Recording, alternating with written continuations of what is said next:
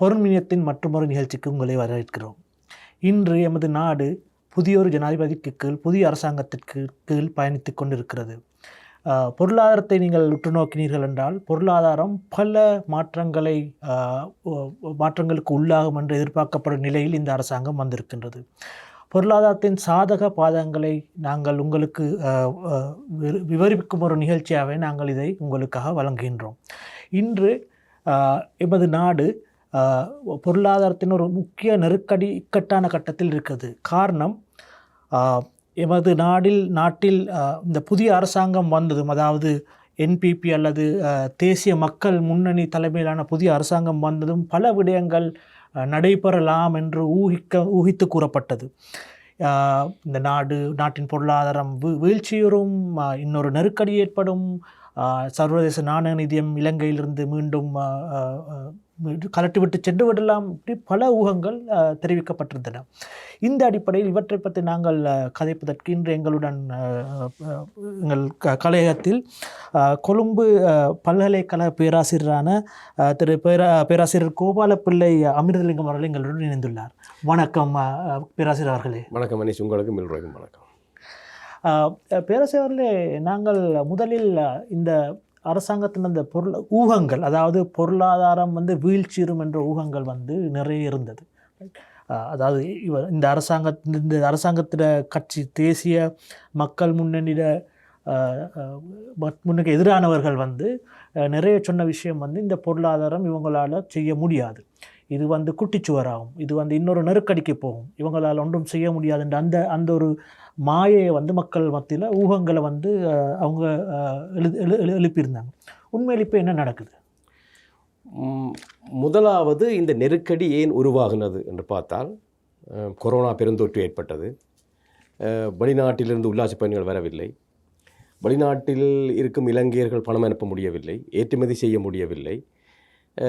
ஆனால் அந்த காலத்தில் இருந்த ஜனாதிபதி மிக குறுகிய காலத்தில் ஒரு கரிம விவசாயம், ஆர்கானிக் ஃபார்மிங், நீங்கள் பசலைகளை, ரசாயன பசலைகளை, கிருமிநாசினிகளை பயன்படுத்த வேண்டாம், ஒரு இக்கட்டான நிலைமையில் வரி குறைப்பு, சீனிக்கு உதாரணத்துக்கு சீனிக்கு இருக்கின்ற இறக்குமதி 1 கிலோவுக்கு 50 ரூபாய் இருந்தது, அது 25% குறைத்தாங்க. இப்படிப்பட்ட பல்வேறுபட்ட விடயங்களால் தான் நெருக்கடி வந்தது. ஒரு இலங்கை மத்திய வங்கியிடம் 1 பில்லியன் ரூபாய் ஒதுக்கியிருந்த போது பல தொழிலாளர்கள் கவர்னருக்கும் ஜனாதிபதிக்கும் நிதியமைச்சருக்கும் அறிவுறுத்தினார்கள், இந்த பணத்தை கடன் கொடுப்பதற்கு பயன்படுத்த வேணாம், டிஃபால்ட், நாங்கள் கடனை தர முடியாத கட்டத்தில் இருக்கிறோம் என்று இப்போவே அறிவித்து விடுங்கள், அந்த 1 பில்லியனையும் நீங்கள் அத்தியாவசிய பொருட்கள் இறக்குமதி செய்வதற்கு, எரிபொருள் எரிவாயு இறக்குமதி செய்வதற்கு பயன்படுத்துங்கள். அதை எவரும் கேட்கவில்லை, அதை கடன் கொடுப்பதற்கு பயன்படுத்தினார்கள். எங்களுக்கு எரிவாயு இல்லாமல் போனது, பெட்ரோலியம் இல்லாமல் போனது, நெருக்கடி வந்தது, 8 மணித்தேல மின்வெட்டு ஏற்பட்டது. இப்பொழுது நான் கேட்பது, கொரோனா பெருந்தொற்று திரும்ப வருமா? உல்லாச பயணிகள் வராமல் போய்விடுவார்களா? வெளிநாட்டில் இருக்கும் இலங்கையர்கள் பணம் அனுப்பாமல் விடுவார்களா? நாங்கள் ஏற்றுமதி செய்ய முடியாத கட்டத்தில் இருக்கிறோமா? மிகப்பெரிய வரி குறைப்பை இந்த அரசாங்கம் செய்ய போகின்றதா? எதுவுமே நடப்போவதில்லை. இப்பொழுது ஓரளவுக்கு பொருளாதாரம் சீரான திசையில் செல்லுகின்றது. அடுத்தது மிக முக்கியமான விஷயம், இந்த IMF உடன்படிக்கை நெருக்கடிகள், அனுபவம் இல்லாதவர்கள் வந்தால் இது விழுந்து விடும் என்றெல்லாம் பேசப்பட்டது, குற்றச்சாட்டு முன்வைக்கப்பட்டது. ஆனால் இப்பொழுது பங்குச்சந்தை வளமையிലേക്ക് திரும்பிவிட்டது, சிறப்பாக செயற்படுகின்றது, இலங்கை ரூபாயின் பெறுமதி படிப்படியாக உயர்வடைகின்றது. ஆகவே இந்த ஆரம்ப கட்டத்தில் வர சமிக்ஞைகள் உறுதியான நிலைமையை காட்டுகின்றன. என்னென்னு சொன்னால், வெளிநாட்டவர்களுக்கும் உள்நாட்டவர்களுக்கும் ஒரு நம்பிக்கை வந்திருக்கின்றது என்பதை, அந்த முதலில் பேசியது போல் நெருக்கடி உருவாகும் என்பதை தாண்டி இப்பொழுது நம்பிக்கை வந்திருக்கின்றது, பொருளாதாரம் வளமைக்கு திரும்பி. இதே திசையில் போனால் இந்த அரசாங்கத்தின் ஆரம்பகட்ட செயற்பாடுகள், குறிப்பாக ஜனாதிபதியின் ஆரம்பகட்ட செயற்பாடுகள் எல்லாருக்கும் சந்தோஷத்தை தருவதாகவும் ஒரு ஆச்சரியத்தை ஏற்படுத்துவதாகவும், இந்த 76 ஆண்டு கால சுதந்திர வரலாற்றில் இடம்பெறாத சில விஷயங்கள் நடக்கும்போது மக்கள் ஆர்ப்பரிக்கிறார்கள். ஆகவே அந்த மக்கள் ஆணை ஜனாதிபதிக்கு, அரசாங்கத்துக்கு, வரப்போகிற புதிய அரசாங்கத்துக்கு இருக்குமாக இருந்தால், என்னை பொறுத்தவர்கள் என்னுடைய பார்வை நான் பாசிட்டிவாக பார்க்கின்றேன். இதே திசையில் செல்லுமாக இருந்தால், ஜனாதிபதி தனக்குரிய ஆலோசகர்களை, சரியானவர்களை அடையாளம் கண்டு, தகுதியானவர்களை அடையாளம் கண்டு நியமித்து அந்த ஆலோசனைகளை கேட்டு நடந்தால் நிச்சயமாக இந்த நாட்டுக்கு ஒரு சுபிட்சம் வரும். பேராசிரியர்களே, ஒரு சில விஷயங்கள், அதாவது இப்போ உதாரணத்துக்கு சொல்ல போனோம்னா, இன்றைக்கி எரிபொருளின் விலை வந்து மாற்றப்பட வேண்டும். அதாவது எரிபொருள் விலை சீரமைக்கப்பட வேண்டிய நாள் இது. அதாவது ஒவ்வொரு மாதம் வந்து கடைசி நாள் வந்து அவங்க புதிய விலையை அறிவிப்பாங்க அந்த சூத்திரத்தின் அடிப்படையில். அப்போ நீங்கள் உன்னிப்பாக அவதானிச்சிங்கன்னா அவங்க ஒரு தேர்தல் பிரசார மேடைகளில் சொன்ன விஷயம் வந்து எரிபொருள் வந்து கிட்டத்தட்ட 100 ரூபாய்க்கும் அதிகமான விலையில் வந்து வரி விடப்படுது, அதோட சில ஆட்களுக்கு கமிஷனும் போகுதுன்னு சொன்னாங்க. இப்போ இந்த அடிப்படையில் வந்து மக்கள் எதிர்பார்ப்பாங்க எரிபொருள் விலை பாரிய அளவில் வீழ்ச்சி அடைவன்மெண்ட் இந்திய வீட்டில். இப்போ இந்த எதிர்பார்ப்புக்கு மத்தியில் வந்து எப்படி இவங்க அந்த இந்த பொருளாதாரத்தை கொண்டு செல்ல போகிறாங்க? நாடு இன்னும் வளமை நிலைக்கு முற்றுமையாக திரும்பவில்லை. நாடு ஒரு பொது தேர்தலை காத்திருக்கின்றது. எந்த அரசாங்கமும் ஒரு சீர்திருத்தங்களை மாபெரிய சீர்திருத்தங்களை செய்யும் போது மக்களுடைய ஆணை தேவை. ஆகவே நாடு பொது தேர்தலை எதிர்பார்த்திருக்கின்றது. இன்னும் ஒரு மாதத்துக்கு சற்று அதிகமான காலம் இருக்கின்றது. அரசாங்கம் சில விஷயங்களை உடனடியாக செய்ய வேண்டிய தேவை இருக்கின்றது. ஜெயவர்தன அவர்கள் பொருளாதார தாராளமயமாக்கலை நாடு பட்டினி வறுமையில் சிக்கி தவிக்கின்றது. 77ஆம் ஆண்டு நவம்பர் மாதத்தில் அந்த வரவு செலவு திட்டத்தில் பொருளாதார தாராளமயமாக்கத்தை அறிமுகப்படுத்துகிறார். பட்டினி பற்றாக்குறையால் இருந்த நாட்டுக்கு இறக்குமதிகள் கடுமையாக அதிகரிக்கின்றன, ஏற்றுமதி அதிகரிக்கவில்லை. வர்த்தக பற்றாக்குறை அதிகரிக்கின்றது, பணவீக்கம் அதிகரிக்கின்றது. அந்த 78ஆம் ஆண்டு 79ஆம் ஆண்டு 2 ஆண்டுகளையும் இலங்கை பொருளாதாரம் மிக மிக மிக மோசமான அதிர்வலைகளை சந்தித்தது, தளம்பல்களை சந்தித்தது. 80ஆம் ஆண்டில் இருந்து தான் அது வளமைக்கு திரும்பியது. ஆகவே இந்த காலம் வந்து ஒரு சிக்கலான காலகட்டம். ஜனாதிபதிக்கு மக்களுடைய ஆணை தேவைப்படுது. இப்போ ஜனாதிபதி ஒரு கட்சியிலிருந்து இன்னொரு கட்சியில் பிரதமர் வந்த காலத்திலெல்லாம் மிக மோசமான நெருக்கடியை நாடு எதிர்கொண்டது. அது சந்திரிகா மேற்ற காலத்தில் ரணில் விக்ரமசிங்கே அவர்கள் பிரதமராக இருந்தால் மிக மோசமான நெருக்கடி ஏற்பட்டது. மைத்ரிபால சிறிசேன அவர்கள் ஜனாதிபதியாக இருந்தபோது ரணில் விக்ரமசிங்கே அவர்கள் பிரதமராக இருந்தால் மிக மோசமான நெருக்கடி ஏற்பட்டது. ஏனைய காலங்களில் ஜனாதிபதியும் பிரதமரும் ஒரு கட்சியில் இருந்தபோது நெருக்கடி வரவில்லை. ஆகவே இந்த தடவை தற்போது இருக்கிற ஜனாதிபதியை கட்சியைச் சேர்ந்த NPPயை சேர்ந்தவர் பிரதமராக வராவிட்டால் நெருக்கடி வரும் என்பது எல்லா மக்களுக்கும் தெரியும். ஆகவே இந்த கட்சி ஆட்சிக்குள்ள கட்சி ஒரு குறியீட்டு கட்சியாக தான் இருந்தது. ஒரு 2-3 வீத வாக்குகள், 2-3 பாராளுமன்ற அவர்கள் 113 ஆசனங்களை கடக்க வேண்டும். 113 ஆசனங்களை பெற்று 3லிருந்து 113க்கு போகணும். இது ஒரு பாரிய சவால். அப்போ அதை நோக்கி தான் நகருகிறார்கள். ஆகவே மக்கள் எதிர்பார்க்கிற விடயத்தை சில விடயத்தை செய்துவிட்டு பொதுத் தேர்தலில் வெற்றி பெற்ற பிறகுதான் முழுமையான சீராக்கங்கள் வரும். அந்த இடத்துலையும் எங்களோட நாடு இவ்வளவு மோசமாக சீரழிந்ததுக்கு காரணம் ஊழல், அதிகார துஷ்பிரயோகம், வீண் விரயம்.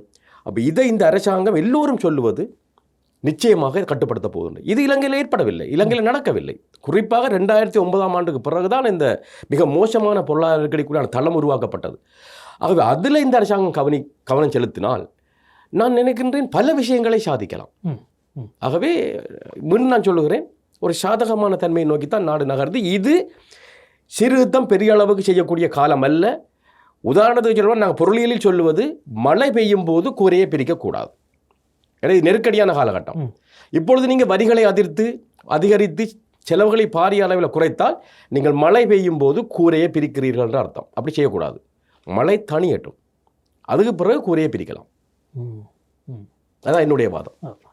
பிரசரில் IMF, நீங்கள் IMF பற்றி சொன்னீங்க. IMF வந்து இப்போ அவங்களோட அதிகாரிகள் வந்து இலங்கைக்கு வர இருக்கிறார்கள். புதிய ஜனாதிபதி உட்பட புதிய அரசாங்கத்தோட பேச்சுவார்த்தையில் ஈடுபட தேர்தல் மேடையில் அவங்க சொன்ன விஷயம் வந்து தாங்கள் IMF-ஓட மறுபடியும் இந்த பேச்சுவார்த்தையை தொடங்கணும், சில விடயங்கள் வந்து கதைக்க வேண்டியிருக்குது, அது ரீநெகோசியேஷன் சொன்னாங்க.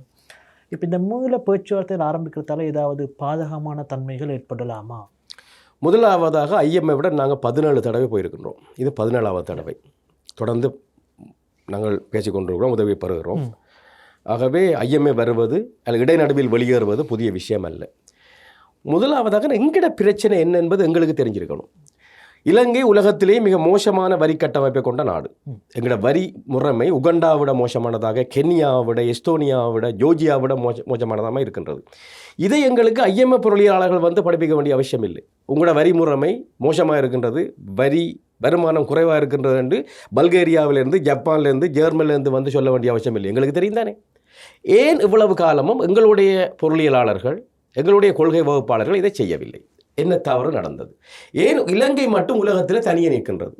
பொருளாதாரம் வேறு இடத்தில் இருக்கின்றது, வரிமுறைமை வேறொரு இடத்தில் இருக்கின்றது. உகண்டாவில் பிரதான நகரத்தில் கிரவல் ரோட், அந்த நாட்டின் வரிமுறைமை எங்கள் நாட்டு வரிமுறையோட சிறப்பாக இருக்குது.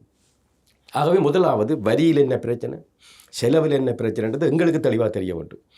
IMF பிரச்சனை என்ன, உங்களுடைய வரி வருமானம் குறைவாக இருக்குது, செலவு கூடுதலாக இருக்கின்றது, உங்களுக்கு அந்நிய செலாவணி உள்ளே வருவது குறைவாக இருக்கின்றது, நீங்கள் கடன் திருப்பி கொடுக்க முடியாமல் இருக்கின்றீர்கள். ஆகவே IMF உதவி என்பது 2.9 பில்லியன் 48 மாதங்களுக்கானது. நிதி உதவி பெரிய விஷயம் இல்லை. எங்களிடம் கையிருப்பில் 4 பில்லியன் இருக்கின்றது. உல்லாச பயணிகள் இங்கே வருவதனால் எங்களுக்கு நாள் தொடக்கம் 5 பில்லியன் கிடைக்கின்றது. அப்போ IMF உதவி முதலாவது அது பெரிய உதவி அல்ல. IMF நிபந்தனை வருமானத்தை கூட்ட வேண்டும், செலவுகளை குறைக்க வேண்டும். ஸ்ரீலங்கா நேரால் எங்களுக்கு 45,000 மில்லியன் ரூபாய் நட்டம் ஏற்படுது. சிலவளை ஒரு வருஷத்துக்கு 47,000, 46,000, 45,000. ஒரு பிரபலியமான கொழும்பு பல்கலைக்கழகத்தில் மொத்த பொருள் 6 பில்லியன். அப்போ கொழும்பு பல்கலைக்கழகம் முதலாவது தரமுடையது. கொழும்பு பல்கலைக்கழகத்தை விட எந்த வகையில் ஸ்ரீலங்கனையார் எங்களுக்கு முக்கியமானது. சில வேளைகளில் எலக்ட்ரிசிட்டி போர்டு 58,000 மில்லியன் ரூபாய் லாஸ். அப்போ ஏன் இது வருது? அப்போ நீங்கள் செலவு பக்கத்தை பார்க்காமல் செலவு எங்கெங்கெல்லாம் குறைக்கலாம், ஏன் நட்டம் ஏற்படுது? மின்சார சபையில் மானியை சரியாக வாசிப்பதற்கு ஒரு அலவன்ஸ் கொடுத்தார்கள். அப்படி என்று சொன்னால் வைத்தியர்கள் சரியாக வைத்தியம் செய்வதற்கு ஒரு அலவன்ஸ், பல்கலைக்கழக பேச்சாரியர் சரியாக படிப்பதற்கு ஒரு அலவன்ஸ், ஆசிரியர்கள் சரியாக படிப்பதற்கு அலவன்ஸ், இப்படிலாம் செய்யலாமா? என்ன நடந்தது? பல நிறுவனங்கள், அரசு நிறுவனங்களில் மொத்த வருமானத்தை பார்ப்பதற்கு முன் போனஸ் கேட்கிறார்கள். அப்போ இந்த நிலைமையெல்லாம் ஒரு பாடசாலையில் நண்பர் சொன்னார் 3 உதவியாளர்கள் தேவை, ஆனால் 27 உதவியாளர் இருக்கிறார்கள் என்று. அப்போ அமைச்சர்கள் எல்லாம் தங்களுடைய சொந்த சொத்தாக இந்த அரசு நிறுவனங்கள் நடத்தி சீரழித்து விட்டார்கள். ஆகவே செலவை குறைக்க வேண்டும், அது நிச்சயமாக செய்யலாம். வருமானத்தை வரி வீதங்களை கூட்டாமல் வரி தளத்தை அதிகரித்து செய்யலாம், அதை படிப்படியாக செய்யலாம். அதற்கு ஒரு இன்டெலிஜென்ட் அண்ட் ஒனஸ்ட் லீடர்ஸ் எங்களுக்கு தேவை. அந்த லீடர் அறிவு கூர்மை உடையவராக இருக்கணும், நேர்மை உடையவராக இருக்கணும். அவர் மட்டும் நேர்மையாக இருந்து போதாது, அவரை சுற்றி உள்ளவர்களும் நேர்மையாக இருக்கணும். ஆகவே இதெல்லாம் அவங்க நாட்டில் இல்லை. ஆகவே IMF பிரச்சனை வருமானத்தை கூட்டலாம், செலவை குறைக்கலாம். நீங்கள் அந்நிய செலாவணியை கொண்டு வரலாம். நீங்கள் 77ஆம் ஆண்டு வரைக்கும் தேயிலை, ரப்பர், கோகோனட்டை நாங்கள் ஏற்றுமதி செய்தோம். தேயிலை விலை 2,000 ரூபாய். நீங்கள் இப்பொழுது ஆடைக்கு போனோம், ஒரு டிஷர்ட் விலை 3,000 ரூபாய். நீங்கள் ஏற்றுமதி செய்கிற பொருட்கள் எல்லாம் 10,000, 3,000. இறக்குமதி செய்கிற பொருட்கள் எல்லாம் laptop, smart phone, electrical item, electronic item, லட்சங்கள், வாகனங்கள். அப்போ வியட்நாமால் இதை மாற்றியலும், தாய்லாந்தால் மாற்றியலும், தென்கொரியாவால் மாற்றியலும், இந்தியா போகின்றது, சீனா போகின்றது, மலேசியா போய்விட்டது. அப்போ இலங்கைக்கு என்ன பிரச்சனை? இந்த பிரச்சனையெல்லாம் உருவாக்கியது இலங்கை தலைவர்கள். ஆகவே IMF அவர்களுடைய நாட்டில் எல்லாமே வேறு, அவர்கள் நாட்டில் உள்ள தீர்மானத்தை கொண்டே ஒரு ஒரு ஒரு இங்கே உள்ள விஷயங்களை அறிஞ்சு கொள்ளாமல் ஒரு எலக்ட்ரிக் ஷாக் கொடுத்தால் இதான் விளைவு. ஏன்னா அவர்களுக்கு விளங்கவில்லை, இந்த அரசாங்கம் ஒரு தேர்தலை எதிர்நோக்கி காத்திருக்கின்றது, இது இப்படி செய்தால் மக்களுடைய விளைவுகள் என்ன. இப்போ உங்களுக்கு தெரியும், வரி வருமானத்தை ஒரு 3,08,334 ரூபா வருமானம் பெறும் ஒருவருக்கு 75,000 ரூபா டேக்ஸ். ஒரு வைத்தியர், பொறியியலாளர், இளம் விரிவுரையாளர்கள் எல்லோரும் நாட்டை விட்டு ஓடத் தொடங்கினார்கள். ஆனால் இந்த 36% வரி என்பது அமெரிக்கா, கனடா, மேற்கு ஐரோப்பிய நாடுகள் கூறியது. லக்சம்பர்குடைய தலா வருமானம் $1,50,000, அமெரிக்கா 50, 60, $70,000, கனடாவும் அதே மாதிரி. அப்போ அந்த நாட்டு தலா வருமானம் உடைய நாடுகளில் உள்ள வரி வீதத்தை $3,800 உள்ள நாட்டுக்கு கொண்டு வந்தால் என்ன விளைவு? இப்போ சுவிட்சர்லாந்தில் வரி கூடண்டு யாரும் டென்மார்க்கு கூட போகிறதில்லை, அமெரிக்காவில் வரி கூடண்டு யாரும் கனடாவுக்கு கூட போவதில்லை. ஆனால் இங்கே வரி கூடண்டு சொன்னால் கட்டாருக்கு போகிறார்கள். இங்கே சம்பளம் என்ன? ஒரு டாக்டர், 10 வருஷம் அனுபவம் உள்ள டாக்டர் அடிப்படை சம்பளம் 67,000 ரூபா. ஒரு ஆசிரியர்களுக்கு மொத்த சம்பளமே 70,000 ரூபா. இதெல்லாம் யார் செய்தது? இப்போ பெரிய விற்பனர்களுக்கு, தொழிற்சாலை நிபுணர்களுக்கு சம்பளம் மிக குறைவு. அப்போ அவர்கள் எல்லாம் கட்டாரில் 10 லட்சம், இங்கே 65,000 ரூபா. அப்போ எவர் இங்கே வேலை செய்வார்கள்? எல்லோரும் ஓட தொடங்கி விட்டார்கள். எங்களோட நாடு மிக மோசமான பொருளாதாரங்களை சிக்கித்தவை. எங்களுக்கு டிஜிட்டலைசேஷனுக்கு ஆக்கள் இல்லை. IT விற்பனர்கள்லாம் பல்கலைக்கழகத்திலிருந்து வெளியேறார்கள், வெளிநாட்டுக்கு போய் விடுறார்கள். அப்போ நாங்கள் மற்ற நாட்டுக்காக உற்பத்தி செய்து கொண்டிருக்கிறோம். இலவச கல்வி கொடுக்குற நாடு, எங்களுக்கு ஆக்கள் இல்லை. ஆகவே இந்த ஒட்டுமொத்த விஷயத்தையும் புரிஞ்சு கொண்டவர்களால் தான் எங்களோட தீர்வை அடைய முடியும். எங்களோட கண்ணுக்கு முன்னால், எனக்கு 26 வருஷம் எனக்கு அனுபவம் இருக்கிற பல்கலைக்கழகம், கண்ணுக்கு முன்னால் பாடசாலை கல்வி, பல்கலைக்கல்வி சீரழிகிறத நான் பார்த்துருக்கிறேன். மிக மோசமான கட்டத்தை நோக்கி இவர்கள் எல்லோரும் தள்ளினார்கள். என்ற கண்ணுக்கு முன்னாலே சரிந்து கொண்டிருக்கின்றதெல்லாம். இதுக்கு ஒரு மாற்றம் வேணுமா வேணாமா? மாற்றம் கட்டாயம் தேவை. பிரசவரில் இப்போ நீங்கள் இப்போ கடைசி 8 நாள், அதாவது ஜனாதிபதி பதவியேற்று இந்தியோட 8வது நாள், நாங்கள் சில விஷயங்கள் சாதகமாக பார்க்குறோம். உதாரணத்துக்கு வந்து விலைகள் குறைக்கப்படுது. உதாரணத்துக்கு முட்டை விலை குறைஞ்சிருக்கு. மற்றது இந்த கடைகளில் கொடுக்குற உணவுகளை குறைக்க சொல்லியிருக்கிறாங்க. ரைட், இந்த மாதிரியான விஷயங்கள் மக்கள் மத்தியில் இது சாதகமாக எடுத்துக்கொள்ளப்படுகின்றது. இது எவ்வாறு சாத்தியம்? அதாவது எதுவுமே நடக்கல இந்த இதில் வந்து இப்போ நாங்கள் சொல்ல உதாரணத்துக்கு முட்டை வந்து நாங்கள் இந்தியாவில் அதை வந்து நாங்கள் இறக்குமதி செஞ்சோம். இதை தவிர வந்து உற்பத்தி கூடின மாதிரியான அந்த உற்பத்தி கூடுதலாக செய்யப்படுறதுக்கான எந்த சாத்தியக்கூறுகளும் இருக்க இல்லை. அப்போ எப்படி இது சாத்தியமாக இது ஒரு சந்தையில் இப்படி இதே மாதிரி அடுத்த விஷயங்கள் எப்படி நடக்குது? ஓகே, ஆரம்பத்திலேயும் இந்த பிரச்சனை ஒன்று வந்தது என்னென்னு சொன்னால், இப்போ உங்களுக்கு தெரியும், கொழும்பில் தான், அதுவும் குறிப்பாக பெட்டா, அங்கே தான் விலை நிர்ணயிக்கப்படுகின்றன. அப்போ திடீரென 55 ரூபாய் விற்ற முட்டை 25 ரூபாய்க்கு வருகிறதுன்னு சொன்னால் அங்கே என்ன நடந்திருக்கின்றது? அப்போ ஏதோ ஒரு இடத்துல அந்த பிரேக் ஆகிருக்குது. கமிஷன் யாருக்கோ போயிருக்குது, அது ஒரு நிமிஷத்துல இல்லாமல் போயிட்டுது. உடனே அது மார்க்கெட்டில் பிரதிபலிக்குது. அப்போ இது மக்களுக்கு தெரிஞ்சிட்டு மரக்கறி விலையெல்லாம் குறையுது. இந்த வரி என்று வரும்போது நாங்கள் பார்ப்பது சில உணவுப் பொருட்களை தான் வரி பார்க்குறோம். மருந்து பொருட்களுக்கு வரி இல்லை, அல்லது மிகவே குறைவு இல்லை வரி. ஆனால் எப்படி ஒரு ஃபார்மசியில் ஒரு விலை, இன்னொரு ஃபார்மசியில் ஒரு விலை இருக்குது? அப்போ இதெல்லாம் பார்ப்பதில்லை. சீமெந்திர விலை யாரும் ஒப்பிட்டு பார்ப்பதில்லை. இந்த வர்ணங்கள், பெயிண்டல் எல்லாம் பார்ப்பதில்லை.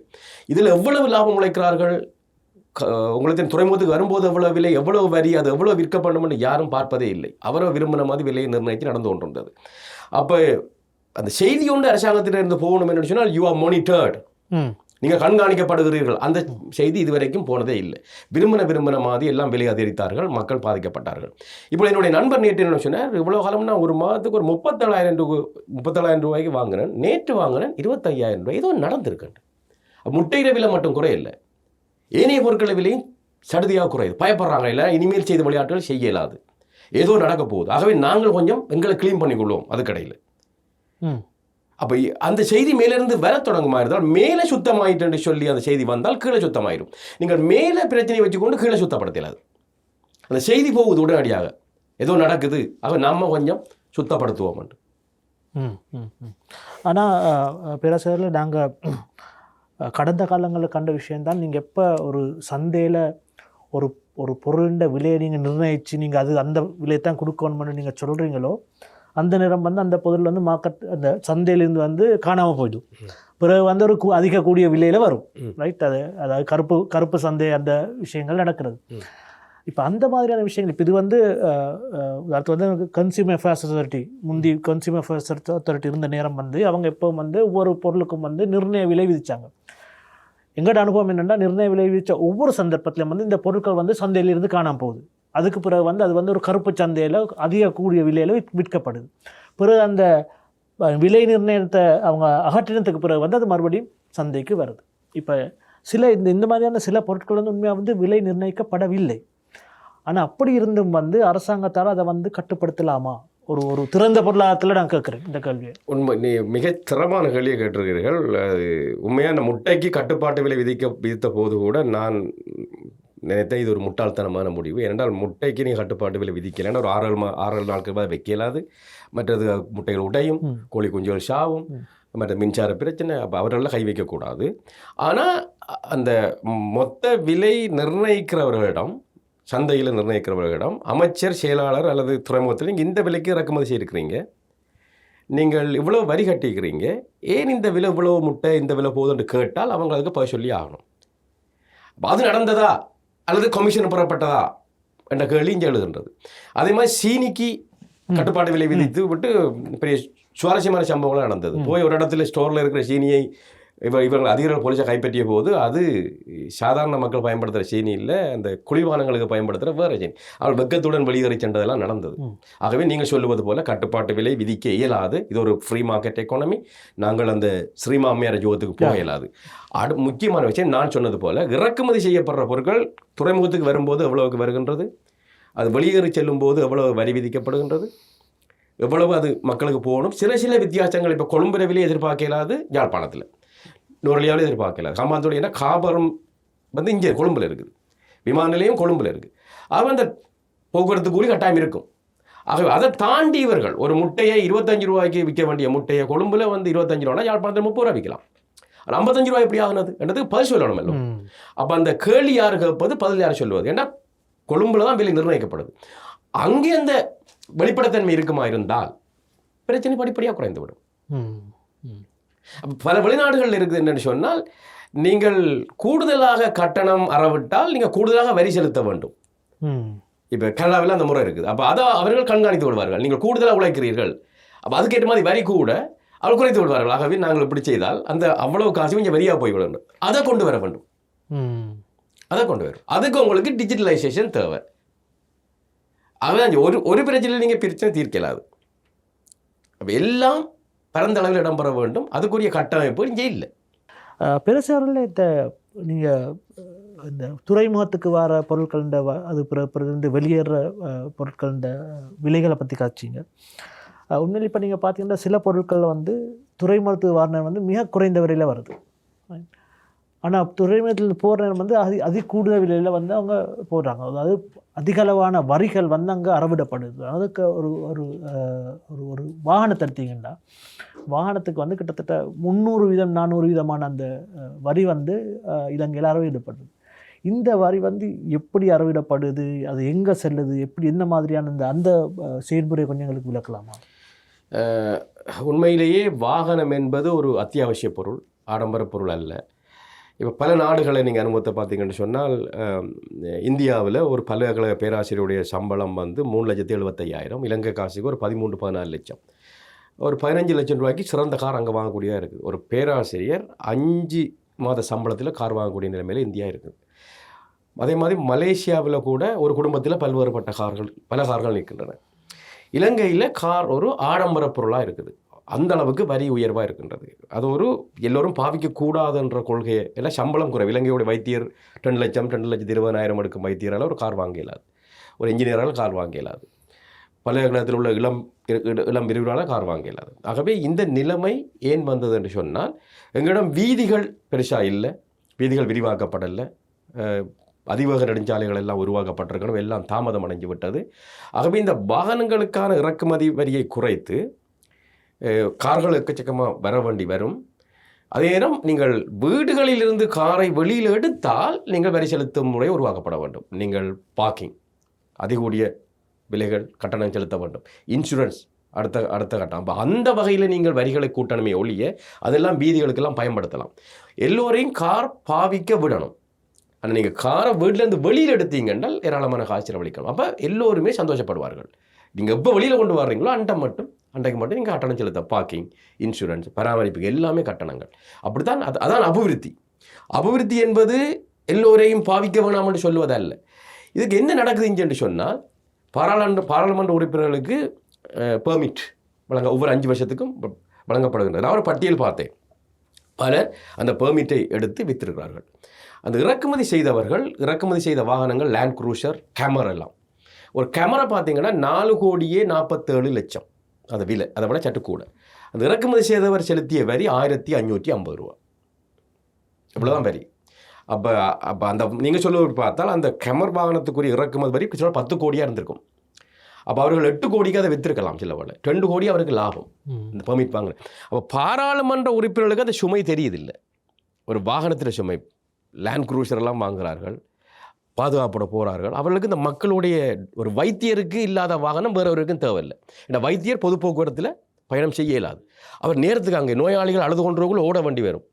நீங்கள் அவர்கள் சத்திர சிகிச்சை செய்து வீட்டை போகக்குள்ள டெலிஃபோன் பேர் உடனடி ஓடி வர வேண்டும். பொது போக்குவரத்தில் வைத்தியர்களை வைத்திருக்கலாது. அப்போ அவர்களுக்கு இல்லாத வாகனம் வேறு யாருக்கு தேவை? அப்போ இந்த நிலைமையெல்லாம் அதெல்லாம் அபிவிருத்தி இல்லையா? ஆகவே பாராளுமன்ற உறுப்பினர்களுக்கு அதிக சலுகையை கொடுக்குற மாதிரி நீங்கள் முறைமையை வச்சுக்கொண்டு வைத்தியர்கள், பொறியியலாளர்கள், பேராசிரியர்கள் எல்லாம் வாகனம் நீங்கள் பாவிக்க வேணாம் என்று சொல்லுவது எந்த வகையில் அபிவிருத்தி ஆகும்? ஆகவே எல்லோரையும் பாவிக்க விட வேண்டும். ஆனால் அதுக்குரிய முறைமை ஏற்படுத்தப்பட வேண்டும். அதற்கு உங்களுக்கு அந்த வழி தெரிஞ்சிருக்கணும். உங்களுக்கு தெரியாது. பாராளுமன்ற உறுப்பினர்களாக போகிறால் உங்களுக்கு அந்த வழி தெரியாது. ஆகவே நிலைமை மாற்றப்படுமா என்பதை பொறுத்திருந்து பார்ப்போம். பிரசேல நீங்கள் சொன்ன விஷயம், அதாவது ஒரு ஒவ்வொருத்தரும் ஒவ்வொரு விலையில் விற்கிறாங்க, அந்த அதுக்கு வரி இல்லாமல். இப்போ இலங்கை நீங்கள் பார்த்தீங்கன்னா, இலங்கையோட பொருளாதாரத்தை பார்த்தீங்கன்னா மிக கூடுதலான சதவீதத்தில் உள்ளது வந்து அந்த முறைசாரா அல்லது ஒரு இன்ஃபார்மல் எக்கனமின்னு சொல்கிறோம். பொருளாதாரம் முறைசாரா. இவங்க வந்து எங்கேயும் வந்து பதிவு செய்கிறதும் இல்லை, தங்களை வரி செலுத்துறதுக்கு பதிவு செய்கிறதும் இல்லை. அப்போ தாங்களாக ஒரு கடையை திறந்து தாங்களாக இதாக்கிட்டு அந்த அந்த அந்த உள்ளூராட்சி மன்றத்தில் மட்டும் ஒரு சின்ன ஒரு வரியை செலுத்திட்டு போவாங்க. ஆனால் இவங்க வந்து தங்க நினைச்ச விலைக்கு விற்று அப்படியெல்லாம் செய்கிறவங்க. இப்போ இந்த மாதிரியான நாட்களை வந்து ஒரு முறையான பொருளாதாரத்துக்கு கொண்டு வந்து அவங்கள்ட்ட வரியை சரியாக அறவிடுறதுக்கு, சமத்துவமாக அறவிடுறதுக்கு அது என்ன செய்ய வேண்டும்? உண்மையாக இலங்கை கல்வி அறிவியல் கூடிய நாடு, கம்ப்யூட்டர் லிட்ரேசி கூடிய நாடு, டிஜிட்டலைசேஷனில் கூடிய அறிவு உள்ளவர்களை கொண்ட நாடு. இந்தியா எங்களை விட இந்த 3 விஷயத்திலையும் குறைவாக இருக்கின்றது. நான் கேரளாவுக்கு போயிருந்தேன். நான் ஒரு திருவனந்தபுரத்திலிருந்து ஆலப்புழா அந்த இடத்துக்கு போய் கொண்டு போகக்குள்ள என்னுடைய டிரைவர் தம்பி சொன்னார், ஒரு இளநீ குடிப்போம், 50 ரூபாய். அந்த இளநியை வாங்கிட்டு இளநீ விற்பவர் தெருவோரத்தில் நிற்கிறார். அவர்கிட்ட ஸ்மார்ட் ஃபோன் இருக்குது. இவர் 50 ரூபாயை ட்ரான்ஸ்ஃபர் பண்ணுறார். இப்போ நான் திருப்பதிக்கு போனேன். அப்போ தண்ணி போத்தல் வேணும்னு சொல்லி நான் 500 ரூபா காசு கொடுத்தேன். அவர் சொன்னார், அந்த ஆன்லைன் டிரான்சாக்ஷன்.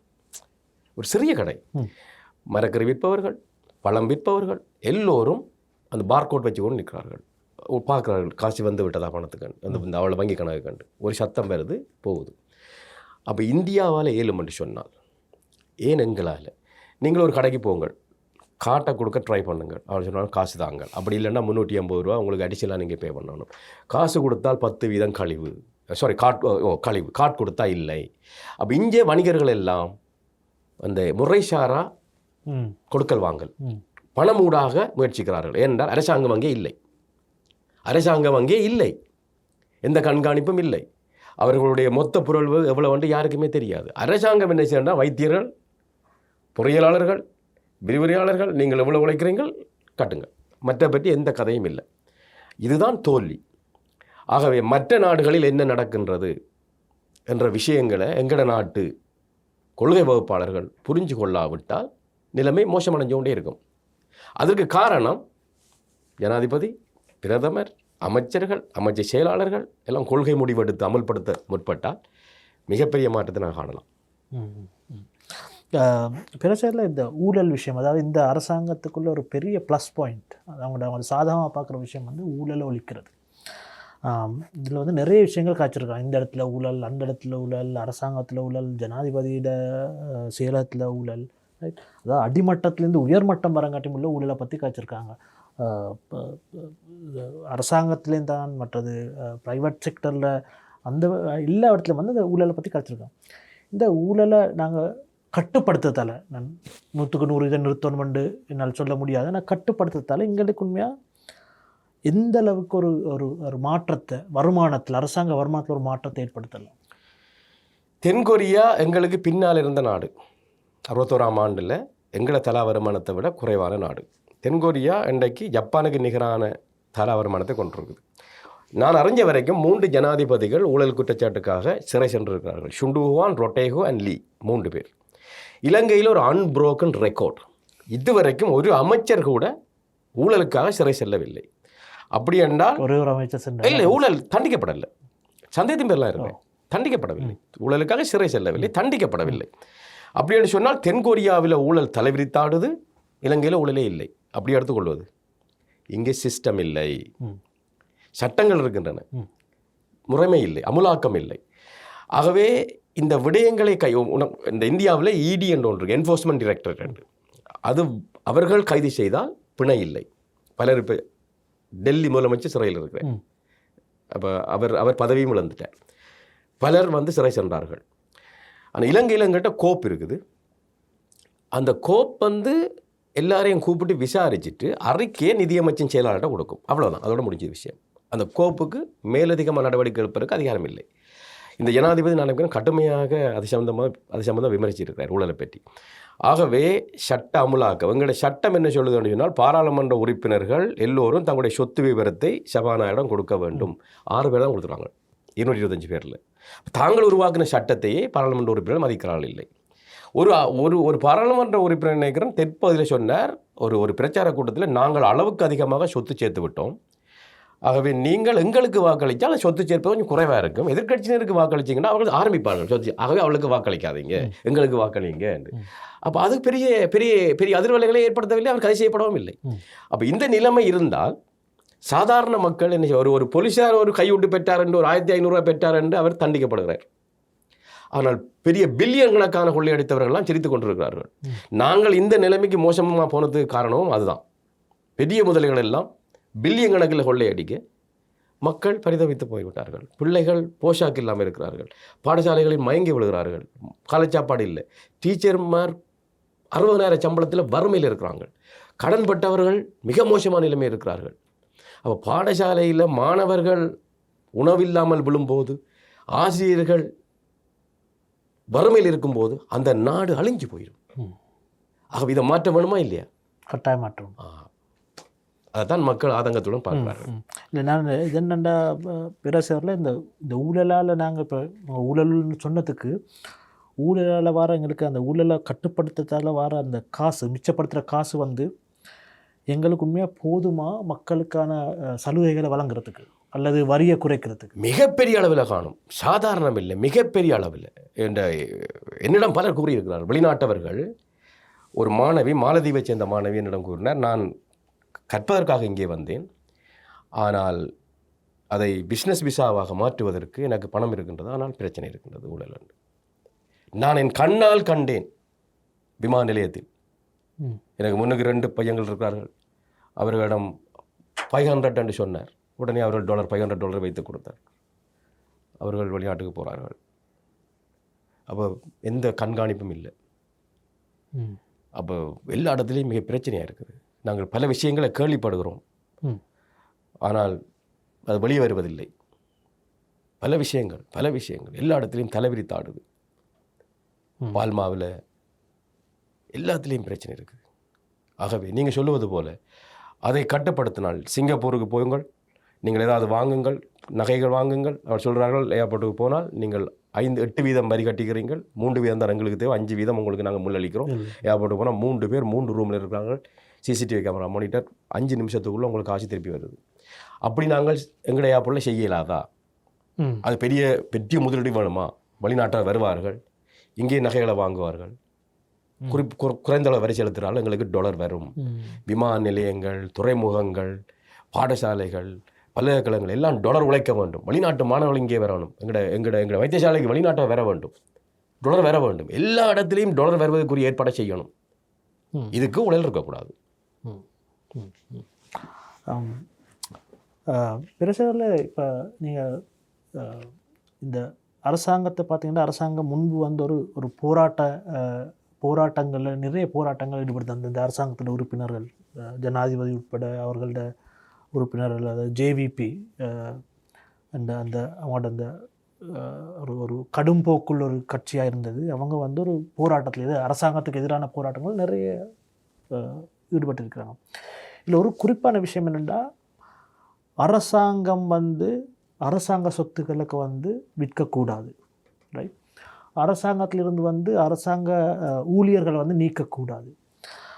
மற்றது வந்து அரசாங்கம் வந்து வெளிநாட்டுகளோட உள்ள அந்த வியாபாரங்கள் அல்லது அந்த வணிகங்கள் வந்து அது வந்து ஓப்பன், அதாவது திறக்கக்கூடாது. அந்த மாதிரியான ஒரு கொள்கையில் இருந்தாங்க. அது வந்து சிங்கப்பூரோட FTA, ஃப்ரீ ட்ரேட் அக்ரிமெண்ட் சொல்கிறது, ரைட்? அப்போ அதெல்லாம் வந்து இவங்க எதிர்த்த ஆட்கள், ரைட்? ஆனால் இப்போ இலங்கை இருக்கிற நிலைமையில் வந்து இது கட்டாயம் நாங்கள் செய்ய வேணுமெண்டா, எங்களோட ஏற்றுமதி அதிகரிக்கணுமெண்டா. இப்போ நீங்கள் சொன்ன மாதிரி தாய்லாண்ட்லேயோ அல்லது வியட்நாம்லேயோ செஞ்ச வேலை என்னென்னா, அவங்க எல்லாம் வந்து அந்த ஃப்ரீ ட்ரேட் அக்ரிமெண்ட் அந்த மாதிரியான ஒரு முறையில் தானே அவங்க வந்து அவங்களோட ஏற்றுமதி அதிகரித்தது. இப்போ இந்த நிலைமையில் வந்து இவங்க எதிர்த்துட்டு வந்து இப்போ வந்து அதை செய்யலாமா என்ன?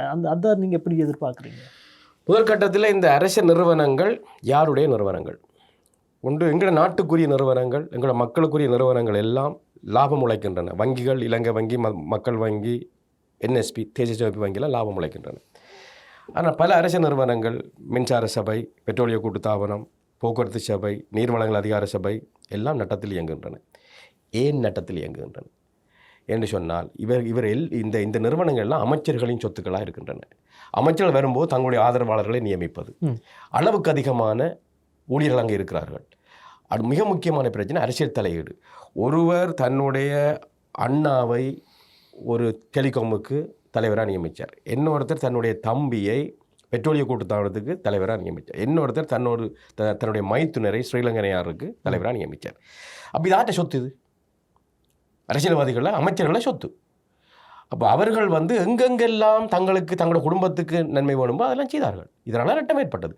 இந்த அரசாங்கம் வந்து தனியார் மயப்படுத்த தேவையில்லை. இந்த நிறுவனங்கள் எல்லாம் சிங்கப்பூரில் இருப்பது போல இந்த பெட்ரோலியம், மின்சாரம் எல்லாம் மிக முக்கியமான கிரிட்டிக்கல் செக்டர்ஸ். ஒரு நிபுணர் குழு 10 பேர், அவர்கள் தான் இதுக்கு யாரை சேர்மனாக போடுறது, எப்படி நிர்ணயம் செய்கிற, ஊழியர்களை நியமிக்கிற, தேவையா இல்லையா என்றெல்லாம் தீர்மானம் செய்கிறது அவர்கள் தான்.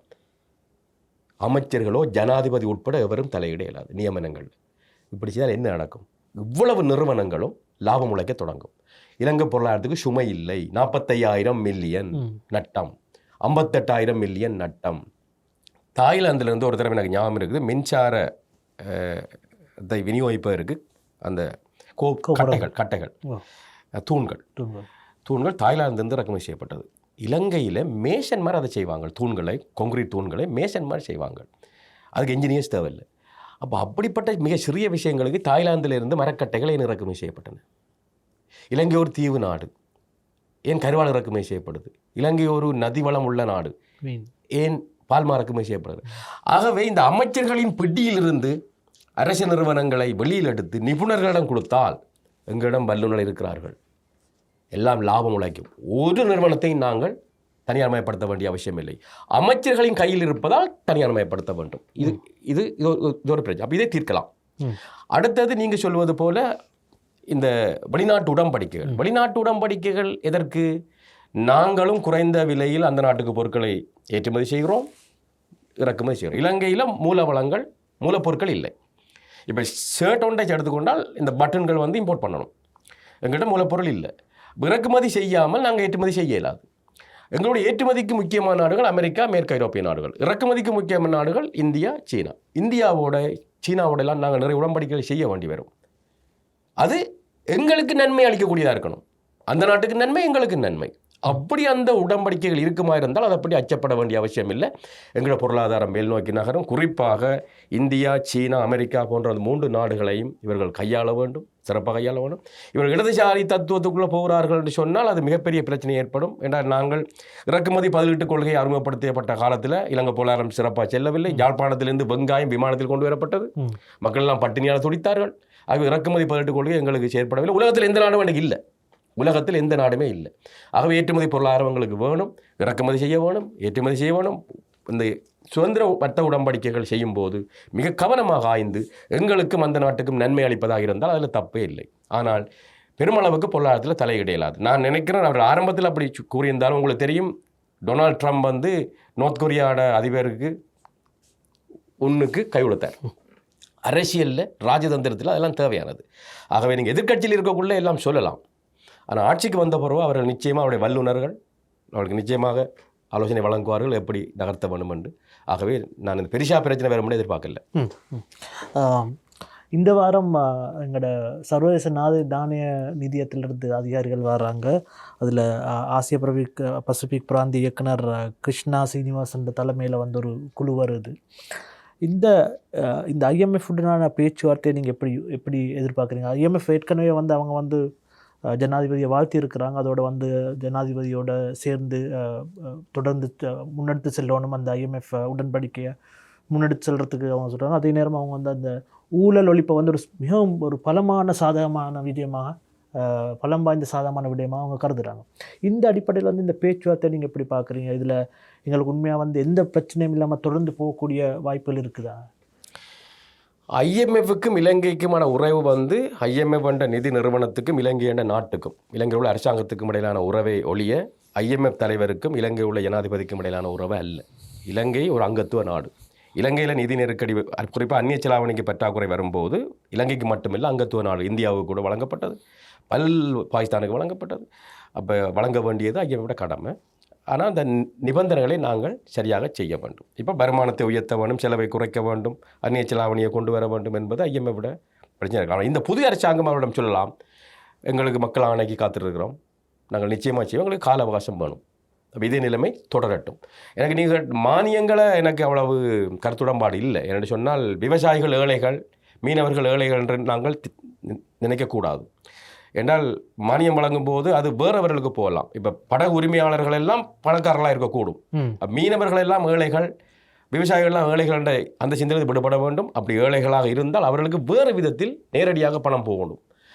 மானியம் பரந்தளவிலான மானியம், உங்களுக்கு தெரியும், மண்ணெண்ணெய் மானியம் இந்தியா எடுத்து இந்த ஆதார் அதை வச்சுக்கொண்டு நேரடியாக அவங்க வங்கி கணக்கு போகணுமே ஒழிய விவசாயிகளுக்கு மானியம், மீனவர்களுக்கு மானியம், மண்ணெண்ணெய் மானியம் என்றால் நீங்களே பார்த்துட்டு, நான் என் கண்ணாலையும் கண்டிருக்கிறேன், பஸ் உரிமையாளர்கள் அந்த மண்ணெண்ணெயை டீசலோட கலந்து விடுவார்கள். அது மீனவர்களுக்கு தான் அறிமுகப்படுத்தப்பட்டது. ஏழைகளுக்கு தான் மண்ணெண்ணெய் விலை குறைவு. ஆனால் அது வேறு ஒருத்தர் நன்மை அடைஞ்சோடு போகிறார்கள். இந்த ஓட்டையெல்லாம் அடைக்கணும். ஏழைகள் என்று நம்ம அடையாளம் கண்டோம்னு சொன்னால் இந்த நாடு 76 வருஷத்துக்கு ஏழைகளை பற்றி பேசி கொண்டிருக்கிறது. இந்த நாடு வெல்ஃபேர் கண்ட்ரி, இலவச கல்வி, இலவச சுகாதாரம். ஏழைகள் என்று வறுமை ஒழிப்பதற்கு ஒரு அமைச்சே வச்சிருக்குது. இது எங்களுடைய தோல்வி. ஆகவே நாங்கள் இன்னொரு 100 வருஷத்துக்கு வறுமையை பற்றி பேசலாம். அது மக்கள் யாருக்கு உழைக்க முடியலையோ அவர்களை அடையாளம் கண்டு நேரடியாக உதவி செய்ய வேண்டும். அது மிக வினைத்திறனான முறையில் இருக்க வேண்டும். ஆகவே மானியம் என்பது வேறு கதை. ஆனால் IMF இதை மறுதளிக்கலாது. ஏன்னா மக்கள் ஆணை கிடைத்திருக்கின்றது, எங்களுக்கு கொஞ்சம் கால அவகாசம் வேணும், மிக விரைவில் நாங்கள் சீர் செய்கிறோம் என்று. அது நிச்சயமாக IMF அதை ஏற்றுக்கொள்ளத்தான் வேணும். ஒரு கால அவகாசம் கட்டாயம் கொடுக்கத்தான் வேணும் உங்களுக்கு. நிச்சயமாக ஒரு புதிய அரசாங்கம், மற்றது மக்கள் நாணைக்கு காத்திருக்கிற அரசாங்கம், தேர்தல் என்ன நடக்கும் தெரியாது. பிரசவர்கள் இப்போ நீங்கள் உங்களோட கருத்தில் ஒரு விஷயம் சொன்னீங்க, அமெரிக்கா, சீனா, இந்தியா, இந்த 3 நாடுகளையும் இவங்க சரியாக கையாண்டுன்னா உண்மையாக எங்களுக்கு பெரிய பலன்கள் எடுக்கலாம். அதாவது நீங்கள் பூகோள அரசியலை பற்றி நீங்கள் மறைமுகமாக சொல்கிறீங்க. இந்த பூகோள அரசியல் உண்மையாக இதுவரை காலம் இவங்களோட ஜனாதிபதி அனுரகுமார் திசாநாயக்கண்ட கட்சி ஒரு இந்தியாவுக்கு எதிராக இருந்த ஒரு கட்சி. சீனாவோட அவங்களோட அந்த கம்யூனிஸ்ட கொள்கைகளோடு இருந்த கட்சி சீனா, ரஷ்யா, கியூபா போன்ற. மற்றது அமெரிக்காவோடையும் அவங்க ஒரு நேருக்கு நேராக அவங்க சரி காண இல்லை.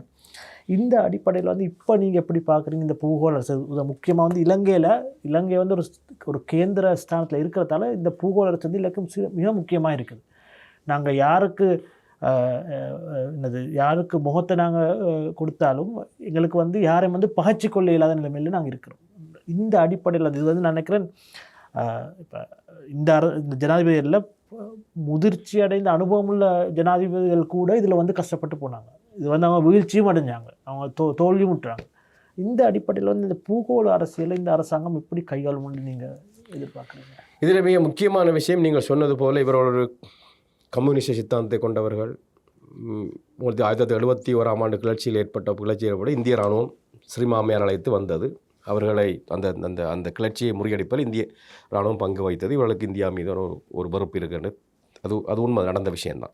88 89 கூட அதே மாதிரி இந்திய இராணுவம் இலங்கைக்கு அமைதிப்படையாக வந்த போது தான் 2வது கிளர்ச்சியும் ஏற்பட்டது. அதை மறப்பதற்கில்லை. ஆனால் இலங்கை மக்கள் இன்று புதிய ஜனாதிபதிக்கு NPPக்கு கொடுத்திருக்கிற ஆணை என்பது இடதுசாரி கொள்கைகளை நோக்கி செல்வதற்கு அல்ல. அதை பற்றி அவர்கள் தேர்தல் விஞ்ஞாபனத்தில் நில உச்சவரம்பு சட்டத்தை கொண்டு வருவோம், தனியார் நிறுவனங்களை அரசுடைமையாக்குவோம் என்ற எந்த வாக்குறுதியும் அங்கே இல்லை. ஊழலை ஒழிப்போம், வீண் விரயத்தை தடுப்போம், அதிகார துஷ்பிரயோகத்தை தடுப்போம். இந்த 3 விஷயமும் கம்யூனிசமாக கருதப்பட்டால் அது இலங்கைக்கு மட்டுமில்லை, உலகத்துக்கே தேவை. அந்த வகையில் அதை நாங்கள் புரிந்து கொள்ள வேண்டும். அடுத்தது, இந்தியா எங்களுக்கு அண்மையில் உள்ள நாடு. இலங்கையுடன் கலை, கலாச்சாரம், மொழி, மதம் என்பது சம்பந்தப்பட்ட நாடு. மிக கவனமாக இந்தியாவை கையாள வேண்டும். ஏன்னா இந்தியாவுக்கு வளர்ச்சி பிரச்சனை. எல்லா நாடுகளும் எதிரி நாடுகளாக இருக்கும்போது இலங்கையும் ஒரு எதிரி நாடாக வருவது இந்தியா விரும்பாது. இலங்கைக்கும் அது நல்லதல்ல. ஆகவே இந்தியாவை கையாள வேண்டும். சீனா எங்களுடைய பாரிய முதலீட்டாளர். ஏற்கனவே சீனா இங்கே பெரிய அளவில் இருக்கின்றது. அதே மாதிரி அமெரிக்காவும் உலக ரீதியாக பொருளாதாரத்தை கட்டுப்படுத்தக்கூடிய நாடு. ஆகவே இந்த 3 சக்திகளையும் சம அளவில் கையாளாவிட்டால் இவர்களுக்கு கிடைத்திருக்கிற வாய்ப்பு எதிர்காலத்தில் கை நழுவி போகலாம் என்பதை அவர்கள் உணர்ந்திருப்பார்கள். ஆகவே அவர்கள் இலங்கை மக்களுக்குரிய சுபீட்சத்தை நோக்கி என்ன கொள்கை தேவையோ, ஆருடன் கூட்டி சேர வேணுமோ, அந்த வகையில் போனால் தான் நாட்டுக்கு நல்லது, அவருடைய கட்சிக்கும் நல்லது. அதான் என்னுடைய விளக்கம். மற்ற பேசுகிறதுல இந்த நாங்கள் கடந்த வாரம் பொறுமைய நிகழ்ச்சியில் நாங்கள் இதை பற்றி கழிச்சிருந்தோம். அதாவது வெளிநாட்டில் உள்ள இலங்கை தொழிலாளர்கள், ரைட், புலம்பெயர் தொழிலாளர்கள்.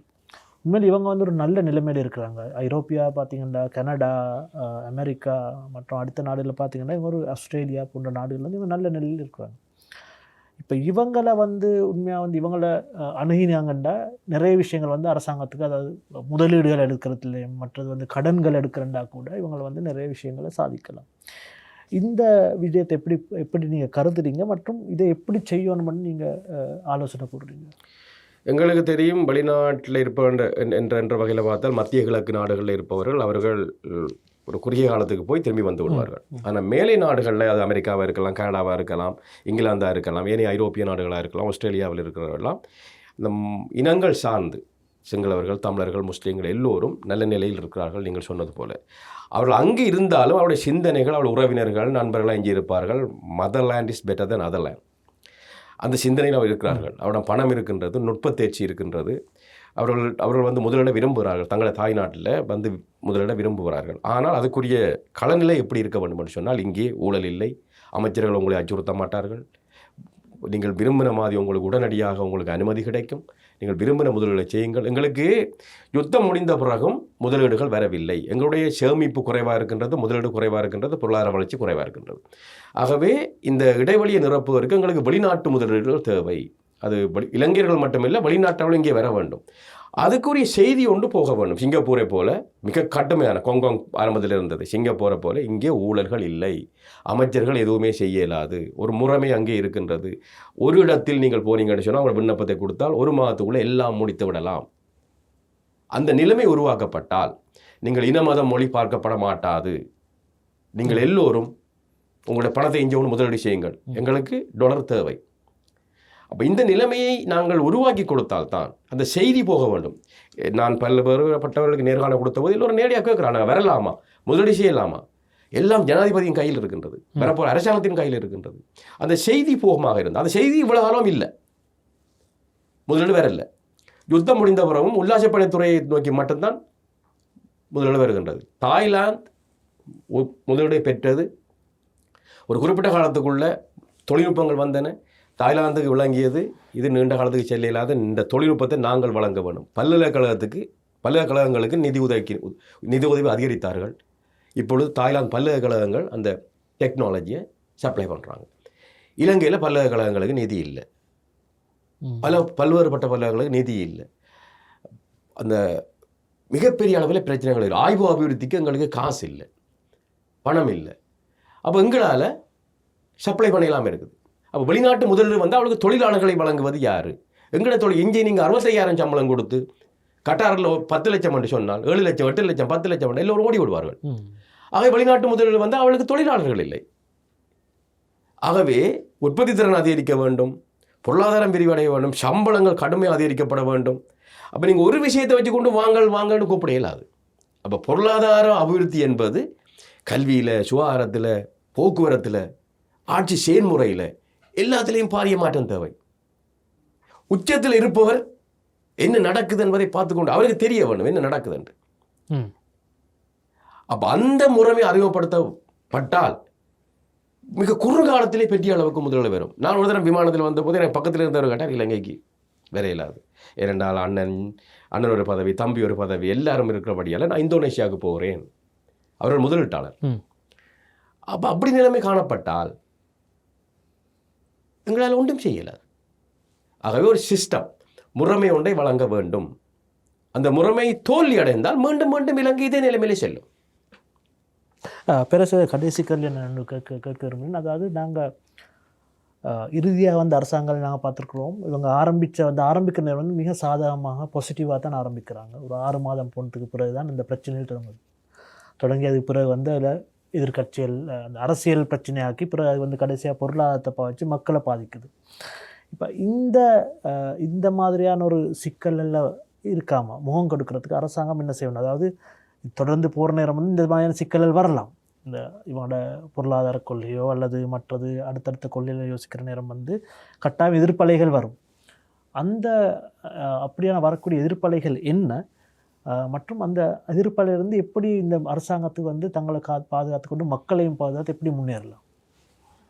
மிக முக்கியமான கேள்வி, கடைசியில் கேட்டாலும் மிக முக்கியமான கேள்வி கேட்டிருக்கீர்கள். இவ்வளோ காலம் 76 வருஷ காலத்தில் ஆட்சி மாறினாலும் காட்சி மாறவில்லை. ஒரு கட்சி நீலக்கட்சி, பச்சை கட்சி, அதேவர்கள் அவர்கள் நண்பர்கள். உங்கள் மீது நடவடிக்கை எடுத்தால் எனக்கு பிரச்சனை வரும், ஆகவே நீங்களும் எனக்கு நடவடிக்கை எடுக்க மாட்டீர்கள், நானும் நடவடிக்கை எடுப்பதில்லை. எங்களுக்கு பின்னால் இருக்கிறவர்களும் அப்படித்தான். ஒரு அரசாங்கம் என்று பேசும்போது ஜனாதிபதி, அமைச்சர்கள், அடுத்து பியூரோக்ராட்ஸ், பணியாளர்கள், நிர்வாக அதிகாரிகள். சிங்கப்பூர் பிரதமர் லீ குவான் சொல்வது அவர்தான். சிங்கப்பூரை நாங்கள் வெற்றிகரமாக நாடாக ஆக்கிறதுக்கு காரணம் ஒன்று, எனக்கு பக்கத்தில் இருந்த அமைச்சர்கள், பியூரோக்ராட்ஸ், நிர்வாக அதிகாரிகள், கடினமாக உழைக்கிற மக்கள். அரசாங்கம் செய்யும் என்று செய்யக்கூடாது. வியாழக்கிழமை லீவ் என்றால் புதன்கிழமை ஓடுறார்கள் இருக்கிறாங்க இந்த தேசத்தை விட்டு. அதாவது கொழும்பை விட்டு ஓடுவோர்கள் இருக்கார்கள். நேரத்துக்கு வருவதில்லை, வேலை செய்வதில்லை, கடின உழைப்ப தயாராக இல்லை, வெளிநாட்டில் போய் உழைப்பதற்கு தயார், இங்கே தயாரில்லை. ஆகவே எல்லோரும் மாற வேண்டும். இப்பொழுது வரலாற்றில் முதல் தடவையாக ஒரு விஷயம் நடந்திருக்கிறேன் சொன்னால், இந்த 2 பேரும் மாறி மாறி ஆட்சி செய்த போதும் அவர்களுக்கு கீழே இருந்தவர்களும் இருந்தார்கள். அதே சிஸ்டம், முறைமை மாறவில்லை. ஆனால் இப்பொழுது 3வது நிலையிலிருந்து ஒருத்தர் புதுசாக வந்திருக்கின்றார். அப்போ அவர் என்ன செய்ய போகின்றார்? அவர் இதை எப்படி இவ்வளோ காலமும் ஒரு விமர்சனம் செய்த ஒரு கட்சி, எல்லாம் பிள்ளை பிள்ளை பிள்ளைன்னு விமர்சனம். அவர் கடுமையாக பாராளுமன்றத்தில் போராட்டத்தை நிகழ்த்தினார். தனியார் இருந்து பிள்ளை பிள்ளை என்று எல்லாம் பிள்ளை என்று விமர்சித்தவர்கள். அந்த பிள்ளை எல்லாம் அவர் சீர்திருத்தம் செய்ய வேண்டிய, சீராக்கம் செய்ய வேண்டிய நிலையில் இருக்கின்றார். வரப்போகிற வரவு செலவு திட்டம் எங்களுக்கு பல்வேறுபட்ட விஷயங்களை சொல்லும். தேர்தல் அதிர்ச்சியான முடிவுகளை தரப்போகின்றது, மிகப்பெரிய மாற்றத்தை ஏற்படுத்தப் போகின்றது. மிக மிக அதிர்ச்சி, பழமை வாழ்ந்த அரசியல் கட்சிகளுக்கும் அரசியல் தலைவர்களுக்கும் மிக மிக அதிர்ச்சியான செய்தி காத்திருக்கின்றது. மிகப்பெரிய மாற்றம் நிகழப்போகின்றது. இந்த அரசாங்கம் அடுத்த முறை சமர்ப்பிக்க போகிற வரவு செலவு திட்டம், அமைச்சர்களுடைய தரம், எண்ணிக்கை எல்லாமே எங்களுக்கு அடுத்த கட்டத்துக்கு நாடு செல்ல போகின்றதா, பழையபடி சகதிக்குள் விழப்போகிறதான்னு சொல்லும். அது வரைக்கும் காத்திருப்போம். இன்றைய அழைப்பை ஏற்று இன்று இங்கே கலையத்துக்கு வருகை தந்த பேராசிரியர் கோபாலப்பிள்ளை அமிர்தலிங்கம் அவர்களுக்கு நன்றியை தெரிவித்துக் கொள்கிறோம். உங்களுக்கு நன்றி. அத்தோடு இதுவரை நேரம் எங்களுடன் இணைந்திருந்த அட்வொகேட்டா நேயர்களுக்கும் நன்றிகள். இதே போன்று பொருளாதாரம் தொடர்பான தகவல்களை எங்களுடைய அட்வொகேட்டா குரல், ஃபேஸ்புக், யூடியூப், இன்ஸ்டாகிராம் மற்றும் டிக்டாக் போன்ற சமூக வலைத்தளங்களில் நீங்கள் தெரிந்து கொள்ளலாம் என்பதை நான் ஞாபகப்படுத்துகிறோம். இது போன்ற இன்னொரு பொருண்மியம் நிகழ்ச்சியில் சந்திக்கும் வரை விடைபெற்று செல்கிறேன். வணக்கம்.